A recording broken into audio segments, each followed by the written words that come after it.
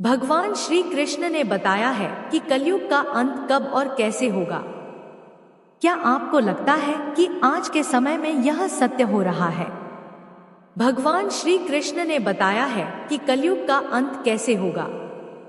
आज के इस वीडियो के माध्यम से हम बताएंगे कि कलयुग के क्या लक्षण हैं, कलयुग में स्त्री और पुरुष कैसे होंगे, उनकी आयु कितनी होगी, कलयुग का अंत किस प्रकार से होगा और अभी कितना समय बाकी है।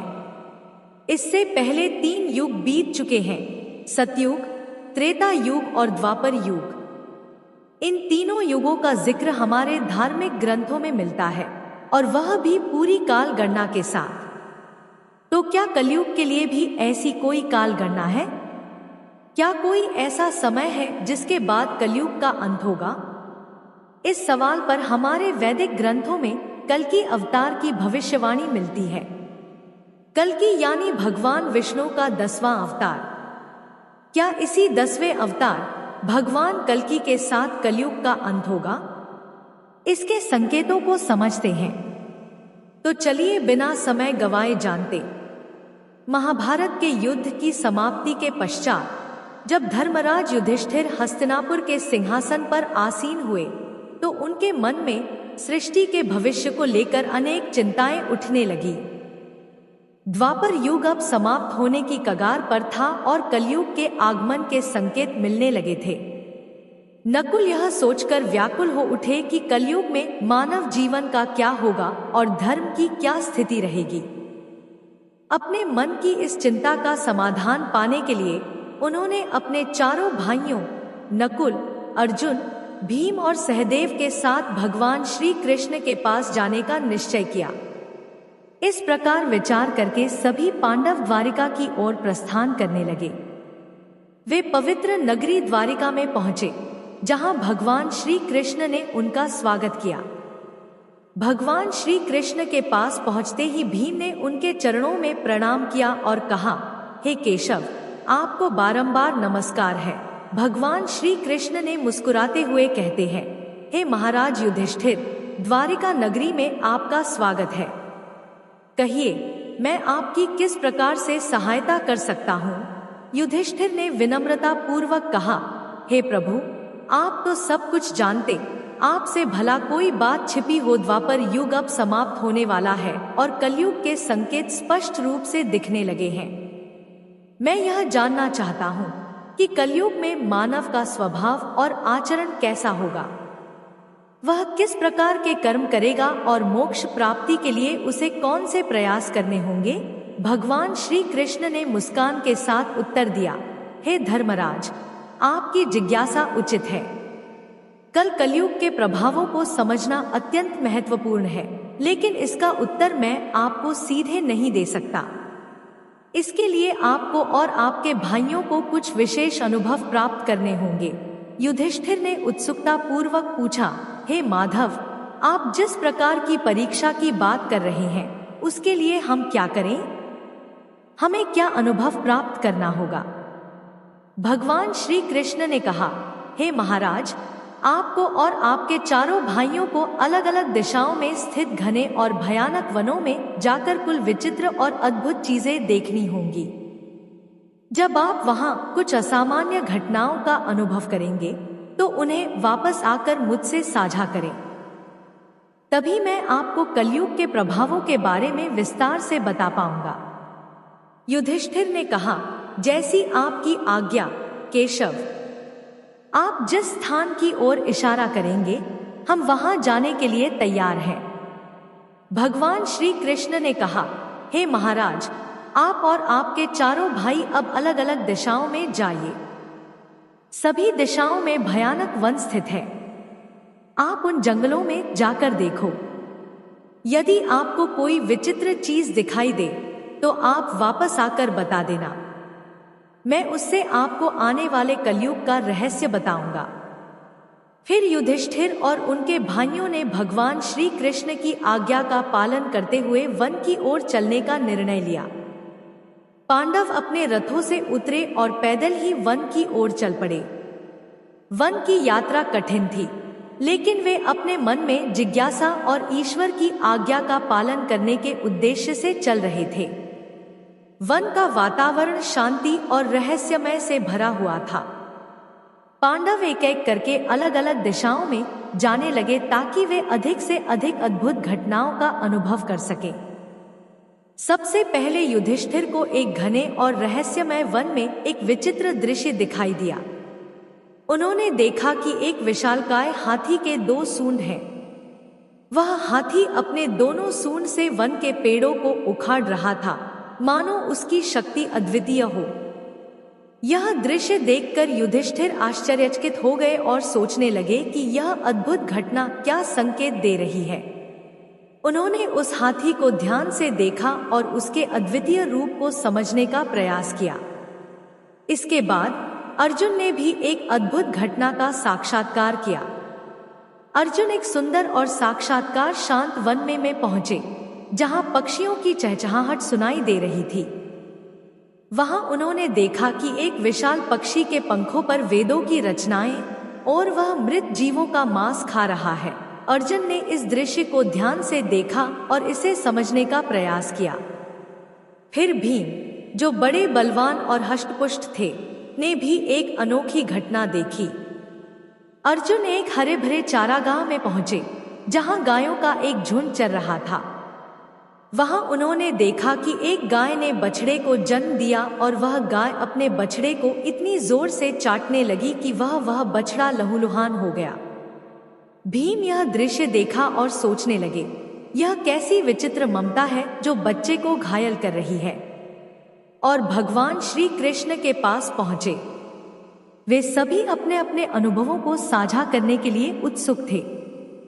सबसे पहले युधिष्ठिर ने अपनी बात कही, हे प्रभु, मैंने एक हाथी देखा जिसकी 2 सूंड थी। यह दृश्य देखकर मैं बहुत चकित हुआ। श्री कृष्ण मुस्कुराए और बोले, धर्मराज, इस दृश्य का अर्थ यह है कि कलयुग में ऐसे लोग सत्ता में आएंगे जो दोनों ओर से शोषण करेंगे। वे एक और प्रजा से सेवा और भक्ति की मांग करेंगे और दूसरी ओर अपने स्वार्थ के लिए उनका दोहन करेंगे। वे दिखावे में कुछ और होंगे और अंदर से कुछ और। ऐसे शासक प्रजा के हित की बजाय अपने स्वार्थ को प्राथमिकता देंगे। इसके बाद अर्जुन ने कहा, प्रभु, मैंने एक पक्षी देखा जिसके पंखों पर वेदों की रचनाएं लिखी हुई थी, लेकिन वह पक्षी मुर्दे का मांस खा रहा था। यह दृश्य मेरे लिए अत्यंत विचित्र था। श्री कृष्ण ने गहरे विचार में डूबते हुए कहा, अर्जुन, कलयुग में ऐसे लोग होंगे जो बड़े बड़े विद्वान और पंडित कहलाएंगे। उनके पास ज्ञान तो होगा, लेकिन उनका हृदय पवित्र नहीं होगा। वे मृतकों के नाम पर धन अर्जित करने के लिए तत्पर रहेंगे। ऐसे विद्वान केवल अपने लाभ के लिए धर्म और वेदों का उपयोग करेंगे। वे केवल उस समय का इंतजार करेंगे जब कोई धनी व्यक्ति मरे और उनकी संपत्ति उनके नाम हो जाए। इस युग में धर्म के नाम पर भी छल और कपट होगा।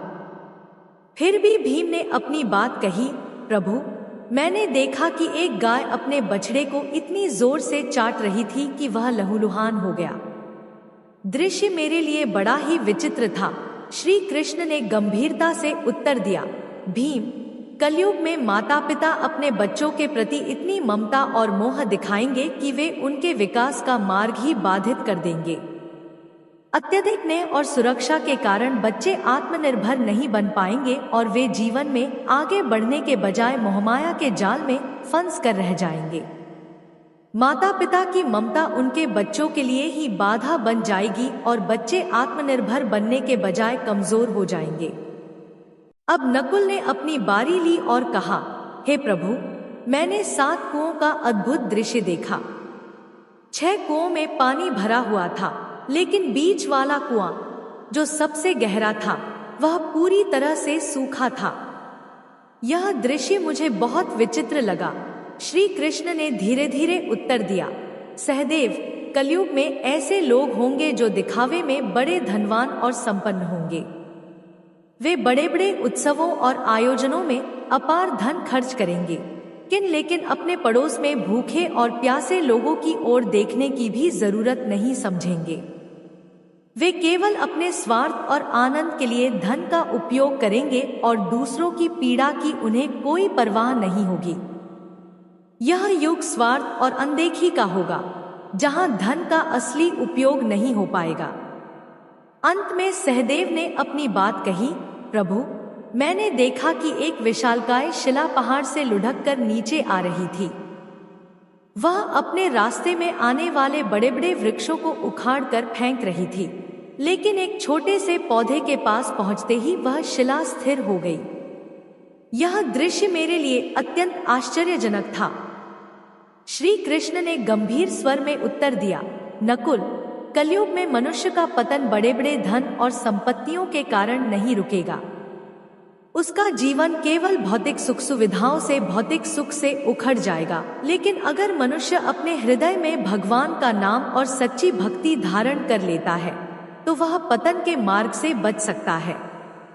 हरि नाम का छोटा सा पौधा भी जीवन को संभाल सकता है, जबकि बड़े बड़े वृक्ष जैसे धन और सत्ता उसे नहीं बचा पाएंगे। यही कलयुग का सच होगा। भगवान श्री कृष्ण के इन उत्तरों को सुनकर पांचों पांडव गहरे विचार में पड़ गए। उन्होंने कलयुग के भविष्य की एक झलक देख ली थी और यह समझ लिया कि इस युग में मनुष्य का स्वभाव और आचरण कैसे बदल जाएगा। वे समझ गए कि इस युग में धर्म और सत्य का पालन करना कितना कठिन होगा, लेकिन यदि वे सच्ची भक्ति और भगवान के नाम का आश्रय ले तो वे अवश्य ही इस पतन से बच सकते हैं। इसके पश्चात पितामह भीष्म ने भी कलयुग के बारे में कुछ भविष्यवाणियां की। उन्होंने कहा, कलयुग में लोग अपने माता पिता की सेवा नहीं करेंगे। संपत्ति के लालच में वे अपने माता पिता को घर से बाहर निकाल देंगे और विषय वासना में लिप्त हो जाएंगे। लोग पराई स्त्रियों पर बुरी नजर डालेंगे और सदैव काम वासना से भरे रहेंगे। यह सुनकर पांडवों ने कलयुग की एक और गहरी झलक पाई और यह समझ गए कि इस युग में मानव का पतन कितना गहरा हो सकता है। उन्होंने यह भी जाना कि धर्म और सत्य के मार्ग पर चलते हुए ही वे इस युग की कठिनाइयों का सामना कर सकते हैं। एक ही स्त्री कई पुरुषों से विवाह करेगी। यह स्थिति समाज में नैतिकता और सदाचार के होने का प्रतीक है। इसके अलावा लोग पूजा पाठ, श्राद्ध, अंतिम संस्कार, मुंडन और विवाह जैसे धार्मिक और सांस्कृतिक कार्यों का परित्याग कर देंगे।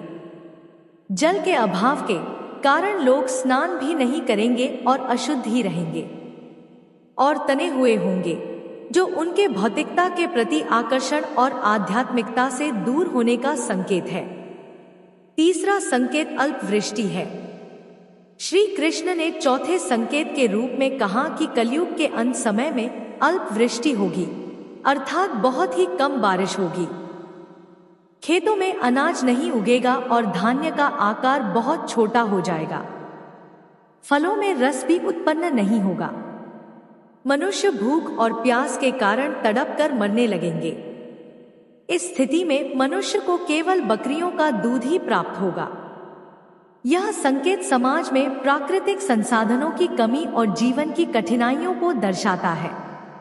मनुष्य शाकाहार को त्याग कर केवल मांसाहार का सेवन करेंगे।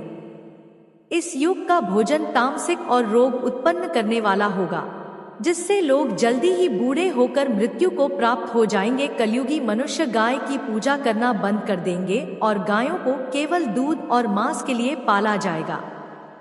यह संकेत समाज में धर्म, नैतिकता और प्रकृति के प्रति सम्मान की कमी का प्रतीक है।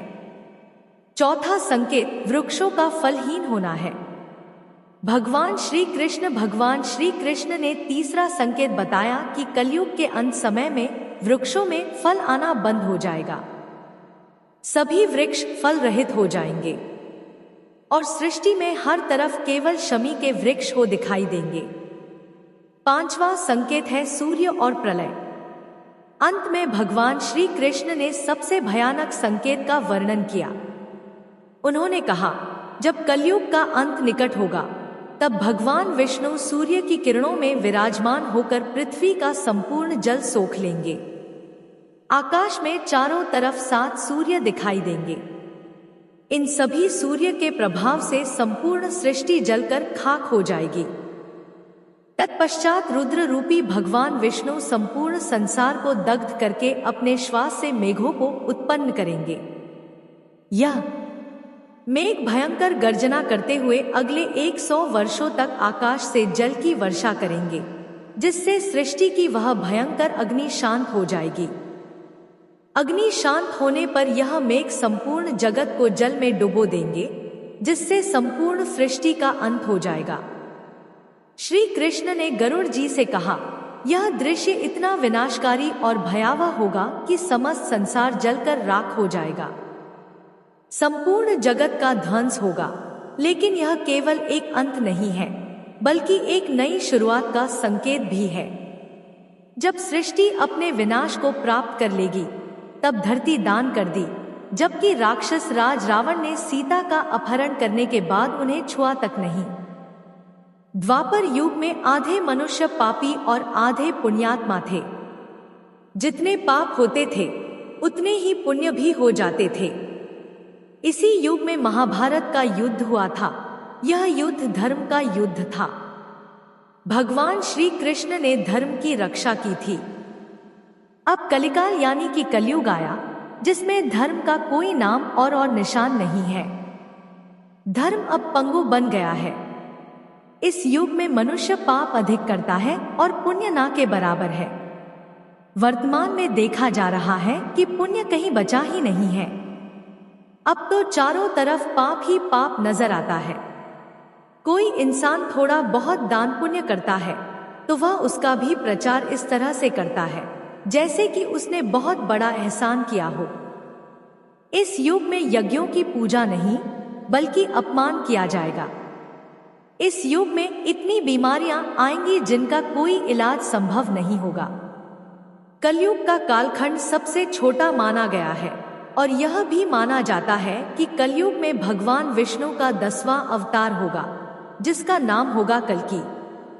वर्तमान समय में कलयुग ही चल रहा है। विष्णु पुराण में कहा गया है कि कलयुग में पाप इतना अधिक होगा कि सृष्टि का संतुलन ही बिगड़ जाएगा। एक घटना के अनुसार मुनियों और ऋषियों के साथ चर्चा करते हुए वेदव्यास जी कहते हैं, हे मुनि जन, सभी युगों में कलयुग ही सबसे श्रेष्ठ युग है, क्योंकि 10 वर्ष में जितना व्रत और तप करते कोई मनुष्य सतयुग में पुण्य प्राप्त करता, त्रेता युग में उतना पुण्य 1 साल के तप से प्राप्त कर सकता है। इसी प्रकार उतना ही पुण्य द्वापर युग में 1 महीने के तप से प्राप्त हो सकता है, किंतु कलयुग में इतना बड़ा पुण्य मात्र 1 दिन के तप से प्राप्त किया जा सकता है। इस तरह व्रत और तप के फल की प्राप्ति के लिए कलयुग ही सबसे श्रेष्ठ समय है। भगवान श्री कृष्ण कहते हैं कि कलयुग में ऐसे लोगों का राज्य होगा जो दोनों ओर से शोषण करेंगे। वे बोलेंगे कुछ और करेंगे कुछ और। इस युग में ऐसे लोग महान ज्ञानी और ध्यानी कहलाएंगे, परंतु उनके आचरण राक्षसी होंगे। कई लोग पंडित और विद्वान कहलाएंगे, किंतु वे यही देखेंगे कि कौन मरे और उनके नाम से संपत्ति छोड़ जाए। कलयुग का मनुष्य शिशुपाल जैसा हो जाएगा। कलयुग में माँ का अपने बच्चों से इतना मोह होगा कि उन्हें अपने विकास का अवसर ही नहीं मिलेगा और मोह माया में ही घर बर्बाद हो जाएगा। ज्यादा प्यार मिलने के कारण बच्चे बिगड़ जाएंगे और गलत काम करेंगे। अगर कोई बेटा घर त्याग कर साधु बनेगा तो हजारों लोग उसके दर्शन करेंगे, लेकिन यदि अपना बेटा साधु बनेगा तो परिवार रोएगा कि हमारी जिंदगी बर्बाद हो गई। इतनी सारी ममता होगी कि बच्चों को मोह माया और परिवार में बांध कर रखा जाएगा, जिससे उनका जीवन खत्म हो जाएगा। अंत में बेचारा अनाथ होकर मरेगा। कलयुग में अमीर लोग अपने बच्चों की शादी, मकान के उत्सव और छोटे आयोजनों में लाखों रुपए खर्च करेंगे। जितना ज्यादा खर्च होगा उतना ही उनका नाम होगा, परंतु यदि आसपास कोई भूखा प्यासा होगा तो वे यह देखने की भी परवाह नहीं करेंगे कि उसका पेट भरा है, भले ही सगा भूखा मर जाएगा और वे देखते रहेंगे। दूसरी ओर मौजमस्ती, मदिरा, मांस भक्षण और व्यसनों पर खूब पैसा खर्च करेंगे, लेकिन किसी के आंसू पोंछने में उनकी रुचि नहीं होगी। कलयुग में मानव का मन नीचे गिरेगा, उसका जीवन पतित होगा।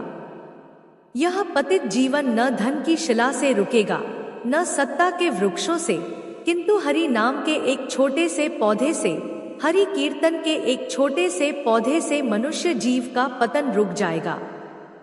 पुराणों में लिखा है कि जैसे जैसे कलयुग आगे बढ़ेगा, वैसे वैसे भारत की गद्दी पर वेद विरोधी लोगों का शासन होगा। यह ऐसे लोग होंगे जो जनता से झूठ बोलेंगे, एक दूसरे की आलोचना करेंगे और जिनका कोई धर्म नहीं होगा। यह सभी विधर्मी होंगे और मिलकर भारत को बर्बाद कर देंगे।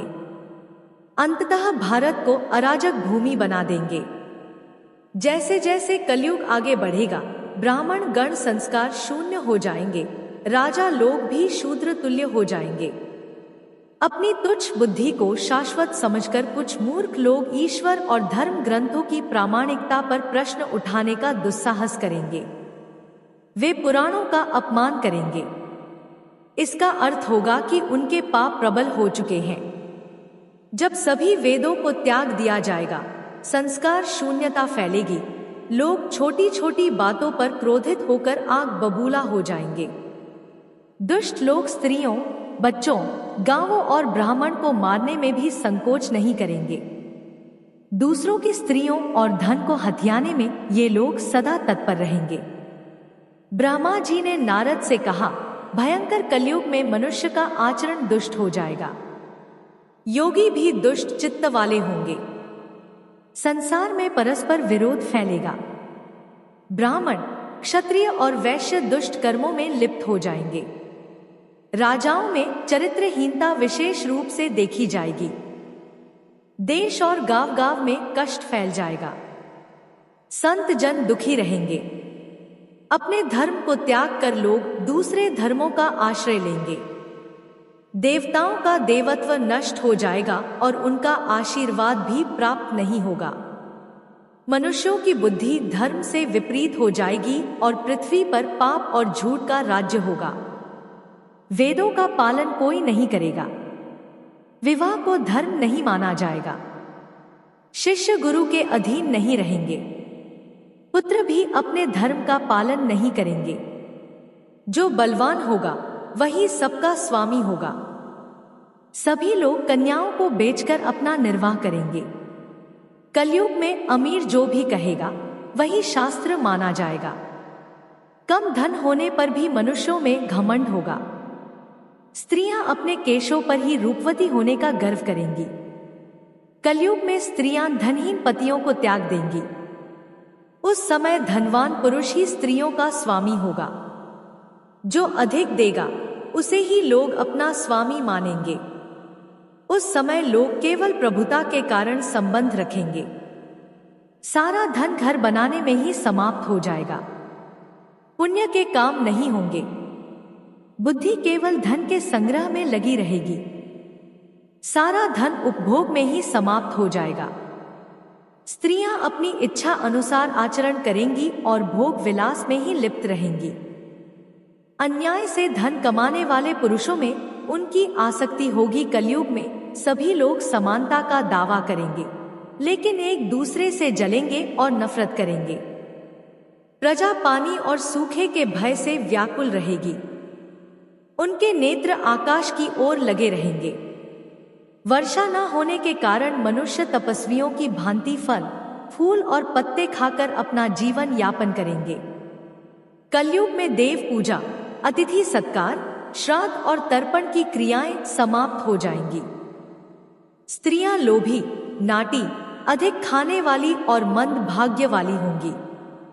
वे गुरुजनों और पति की आज्ञा का पालन नहीं करेंगी। पर्दे में भी नहीं रहेंगी और अपना जीवन स्वयं करेंगी। वे क्रोध से भरी रहेंगी, देह की शुद्धि पर ध्यान नहीं देंगी और असत्य तथा कटु वचन बोलेंगी। दुराचारी पुरुषों से मिलने की अभिलाषा रखेंगी और अपने शरीर का प्रदर्शन करेंगी। ब्रह्मचारी लोग बिना वेदों में कहे गए व्रत का पालन किए ही तप करेंगे। गृहस्थ पुरुष न तो हवन करेंगे, न उचित दान देंगे। वनों में रहने वाले भी वनों के कंदमूल पर निर्भर रहने के बजाय ग्रामीण आहार का संग्रह करेंगे। सन्यासी भी मित्रता और स्नेह के बंधनों में बंधे रहेंगे। वे भी स्त्रियों के प्रति गलत दृष्टि रखेंगे। कलयुग आने पर राजा प्रजा की रक्षा नहीं करेंगे, बल्कि कर के बहाने प्रजा के धन का अपहरण करेंगे। अधम मनुष्य संस्कारहीन होते हुए भी पाखंड का सहारा लेकर लोगों को ठगने का कार्य करेंगे। उस समय पाखंड की अधिकता और अधर्म की वृद्धि से लोगों की आयु कम होती चली जाएगी। उस समय 5, 6 अथवा 7 वर्ष की आयु में स्त्रियां और 8 या 10 वर्ष की आयु में पुरुष संतान उत्पन्न करने लगेंगे।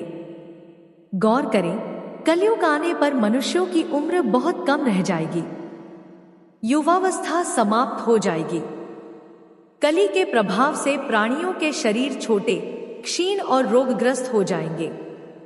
द्वादश स्कंध में श्री सुखदेव जी परीक्षित जी से कहते हैं, जैसे जैसे गौर कलयुग आता जाए, धर्म, सत्य, पवित्रता, क्षमा, दया, आयु, बल और स्मरण शक्ति का लोप होता जाएगा। कली काल बढ़ने के साथ साथ मनुष्यों की आयु घटकर 20 या 30 वर्ष रह जाएगी। धर्म और जीवन का पतन कलयुग में चारों वर्णों के लोग शूद्रों के समान हो जाएंगे। गाय भी बकरियों की तरह छोटी और कम दूध देने वाली हो जाएगी। अंततः अन्न उपज बंद हो जाएगा। पेड़ों पर फल नहीं लगेंगे। धीरे धीरे सारी चीजें विलुप्त हो जाएंगी। गाय दूध देना बंद कर देगी। स्त्रियां कठोर स्वभाव वाली, कटु वचन बोलने वाली और पति की आज्ञा ना मानने वाली होंगी। जिसके पास धन होगा, स्त्रियां उसी के साथ रहेंगी। मनुष्यों का स्वभाव गधों जैसा हो जाएगा। धर्म कर्म का लोप हो जाएगा। मनुष्य अहितकारी, नास्तिक और चोर बन जाएंगे। कलयुग में समाज हिंसक हो जाएगा। जो लोग बलवान होंगे, उनका ही शासन चलेगा। मानवता नष्ट हो जाएगी। रिश्ते समाप्त हो जाएंगे। एक भाई दूसरे भाई का शत्रु बन जाएगा। जुआ और हिंसा ही धर्म समझा जाएगा। पुत्र अपने पिता का और पिता अपने पुत्र का वध करके भी संतुष्ट नहीं होंगे। अपनी प्रशंसा के लिए बड़ी बड़ी बातें बनाएंगे, लेकिन उनकी निंदा नहीं होगी। कलयुग का अंत और समाधान। कलयुग के अंत में सभी अनैतिक कृत्य सामान्य हो जाएंगे। स्त्री और पुरुष वैदिक नियमों का पालन करना छोड़ देंगे। अंततः कलयुग से बचने का एकमात्र उपाय हरि कीर्तन और धर्म का अनुसरण होगा। वेदों की ओर लौटकर ही मानवता बच सकती है। जो व्यक्ति धर्म से विमुख रहेगा, वह हमेशा दुख और संकटों में घिरा रहेगा। धर्म, सत्य, स्वच्छता, सहिष्णुता, दया, आयु, बल और स्मरण शक्ति का क्रमशः ह्रास होगा। जिसके पास जितना अधिक धन होगा, वही सबसे श्रेष्ठ माना जाएगा। कानून और न्याय केवल शक्ति के आधार पर लागू किए जाएंगे। कलयुग में पुरुष और स्त्री साथ साथ रहेंगे और व्यापार में सफलता छल पर निर्भर करेगी। पहले के समय में जो ब्राह्मण रहते थे, वे अपने शरीर पर बहुत कुछ धारण करते थे, पर कलयुग में वे केवल एक धागा पहनकर अपने ब्राह्मण होने का दावा करेंगे। जो व्यक्ति बहुत चालाक और स्वार्थी होगा, वह इस युग में बहुत विद्वान माना जाएगा। इस युग में जिस व्यक्ति के पास धन नहीं होगा, वह अधर्मी, अपवित्र और बेकार माना जाएगा। विवाह केवल एक समझौता होगा। लोग स्नान करके समझेंगे कि वे अंतरात्मा से भी शुद्ध हो गए हैं। पेट भरना लोगों का मुख्य लक्ष्य हो जाएगा। यह माना जाएगा कि मनुष्य की सुंदरता उसके बालों से होती है। पृथ्वी भ्रष्ट लोगों से भर जाएगी और लोग सत्ता हासिल करने के लिए एक दूसरे को मारेंगे। अकाल और अत्यधिक करों के कारण लोग पत्ते, जड़, मांस, जंगली शहद, फल, फूल और बीज खाने को मजबूर हो जाएंगे। जब सूखा पड़ेगा, ठंडी हवा, गर्मी, बारिश और बर्फ, यह सब लोगों को बहुत परेशान करेंगे। गोस्वामी तुलसीदास के रामचरितमानस के अनुसार ब्रह्मा और शिव के नेतृत्व में सभी देवता भगवान विष्णु से अवतार लेने की प्रार्थना करने के लिए ना तो वैकुंठ गए और ना ही क्षीर सागर, किंतु भगवान राम को सूक्ष्म अग्नि की तरह उपस्थित होने के लिए जैसा कि भगवान शिव ने सलाह दी थी, वहीं से उन्होंने प्रार्थना की। भगवान ने उन्हें आश्वासन दिया कि उनका अवतार होगा। आगे बताया गया है कि मनु और शत्रुपा ने इसके लिए घोर तपस्या की। ब्रह्मा, विष्णु और शिव ने उनसे बार बार संपर्क किया, किंतु दंपति ने जोर देकर यही कहा कि वे चाहते हैं कि परम ब्रह्मा स्वयं प्रकट होकर उन्हें आशीर्वाद दे। वे ब्रह्मा, विष्णु और शिव के आश्वासन से कदापि संतुष्ट नहीं हुए। वे उस स्वरूप को पाना चाहते थे जो शिव हृदय में बसता है, जिसके बारे में महान योगी ध्यान करते हैं और जो भूसुंडी की अंतरात्मा के भक्ति महासागर में हंस की तरह तैरता है। ज्ञान, योग और भक्ति तीनों के रूप में स्वयं प्रकट होकर उन्हें आशीर्वाद देने के लिए ही वे तपस्या कर रहे थे। इसी प्रकार श्रीमद् भागवत में वेदव्यास ने संसार के नियंता पूर्ण ब्रह्मा के सत्य का पता लगाने के लिए प्रतिज्ञा की। तुलसीदास के अनुसार राम मातृप्रण और ईश्वर के अवतार नहीं है और ना ही वेदव्यास के लिए कृष्ण। इस दृष्टिकोण को समझाने के लिए तुलसीदास ने अनेक घटनाओं का उल्लेख किया है। उनके अनुसार जब राम रावण द्वारा सीता के अपहरण पर विलाप कर रहे थे, उस समय अगस्त्य के आश्रम से लौटते हुए शिव और सती वहां से गुजरे। सती ने राम के विलाप को एक साधारण मनुष्य की तरह देखा और उन्हें सर्वोच्च देवता मानने के लिए तैयार नहीं हुई। सती ने राम की शक्ति की परीक्षा लेने का निर्णय किया और स्वयं सीता का रूप धारण कर लिया। इस घटना ने भगवान शिव को इतना आहत कर दिया कि उन्होंने सती का त्याग कर दिया। उन्होंने तब तक सती को स्वीकार नहीं किया जब तक वे पार्वती के रूप में पुनः जन्म नहीं ले लेती। इस प्रकार श्रीमद् भागवत और रामचरितमानस दोनों के केंद्रीय विषय यह निवारण करना है कि भगवान राम और कृष्ण परम ब्रह्मा के अवतार हैं। भारतीय दार्शनिक दृष्टि में भगवान तीन प्रकार के होते हैं: निर्गुण निराकार, वेदांत उपासना का अव्यक्त ब्रह्मा, निर्गुण साकार, सांख्य और योग दर्शन का ईश्वर, सगुण साकार, परम ब्रह्मा परमेश्वर का लोक अवतार। वे उस स्वरूप को पाना चाहते थे जो शिव के हृदय में बसता है, जिसके बारे में महान योगी ध्यान करते हैं और जो भूसुंडी की अंतरात्म के भक्ति महासागर में हंस की तरह तैरता है। ज्ञान, योग और भक्ति तीन के रूप में स्वयं प्रकट होकर उन्हें आशीर्वाद देने के लिए ही वे तपस्या कर रहे थे। इसी प्रकार श्रीमद् भागवत में वेदव्यास ने संसार के नियंता पूर्ण ब्रह्मा के सत्य का पता लगाने के लिए प्रतिज्ञा की। तुलसीदास के अनुसार राम मातृप्रण सर्वोच्च ईश्वर के अवतार नहीं है और ना ही वेदव्यास के लिए कृष्ण। इस दृष्टिकोण को समझाने के लिए तुलसीदास ने अनेक घटनाओं का उल्लेख किया है। उनके अनुसार जब राम रावण द्वारा सीता के अपहरण पर विलाप कर रहे थे, उस समय अगस्त्य के आश्रम से लौटते हुए शिव और सती वहां से गुजरे। सती ने राम के विलाप को एक साधारण मनुष्य की तरह देखा और उन्हें सर्वोच्च देवता मानने के लिए तैयार नहीं हुई। दूसरे प्रकार का ईश्वर परमात्मा के रूप में विभिन्न रूपों और अवतारों में विद्युत या अग्नि की तरह अनुभव किया जा सकता है। वह पहली श्रेणी के परम ब्रह्मा की सभी विशेषताओं को समाहित करता है। यह सर्वविदित है कि श्री कृष्ण भगवान के अवतार के रूप में आए, इसमें कोई संशय नहीं है। भगवान अधर्म के नाश और धर्म की स्थापना के लिए अवतार लेते हैं।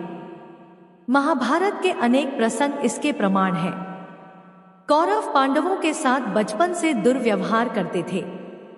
उन्होंने कुलवधू द्रौपदी का अपमान किया और धर्म की सारी सीमाएं पार कर दी। राजा धृतराष्ट्र पुत्र मोह में इस कदर अंधे हो गए थे कि उनकी बुद्धि भी भ्रष्ट हो गई थी। संजय, विदुर और भीष्म पितामह ने युद्ध टालने का प्रयास किया, किंतु कौरवों का अभिमान उन्हें अधर्म के मार्ग पर ले गया। भगवान ने केवल कौरवों को नहीं, अधर्म को नष्ट करने के लिए अवतार लिया। महाभारत के युद्ध के बाद पांडवों ने धर्म की नीति पर कार्य किया और भगवान द्वारा दिखाए गए धर्म के मार्ग पर चलते हुए धर्म को जीवित रखा। अंत में इस घोर कलयुग से बचने का एकमात्र उपाय यह है कि व्यक्ति को वेदों की ओर लौटना चाहिए और हर समय हरि कीर्तन करके खुद को सुरक्षित रखना चाहिए। जो व्यक्ति धर्म से विमुख होकर रहेगा वह कहीं भी कभी भी अकाल मृत्यु को प्राप्त करेगा या हर समय दुखी और संकटों से घिरा रहेगा। प्रिय मित्रों, यदि आप इस कलयुग से बचना है तो संगत न करें, गलत लोगों से दूरी बनाए रखें, अधिक से अधिक समय भगवान की भक्ति में लगाएं, सनातन धर्म को बढ़ावा दें, ईश्वर की आराधना करें। आपके सारे पापा नष्ट हो जाएगा और आपको कलयुग से मुक्ति मिल जाएगी। आपको हमारी वीडियो पसंद आई हो तो हमारे चैनल को लाइक और सब्सक्राइब करें। राधे राधे।